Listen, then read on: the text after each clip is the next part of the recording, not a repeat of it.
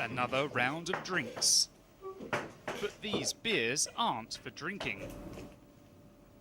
Twice a week, these scientists in Belgium partake in a blind testing of about 8 different beers. With each sip and sniff, they're analysing the subtle differences between beverages. It's a pretty technical tasting. The idea is not to get drunk, to really figure out which chemicals are in there, how the taste is, and really compare it. And it's actually quite difficult to do a scientific, almost mathematical tasting. They're working to characterise some 250 Belgian beers and build a scientific map of beer to help drinkers select their next tipple. But a drinkers database isn't the only focus for these self-proclaimed beer geeks. They're also using genetics to make better beer.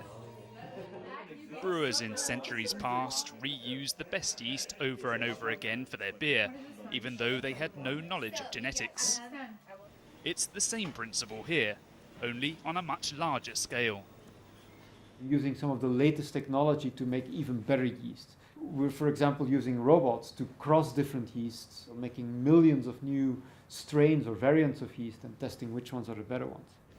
Well-known brewers are already working with the team here to tweak the formula for their beers to, say, eliminate a particular aroma or aftertaste. They currently have around 30,000 new strains of yeast, some of which are genetically modified. While GM beer isn't a popular idea, these particular yeast strains could have other benefits.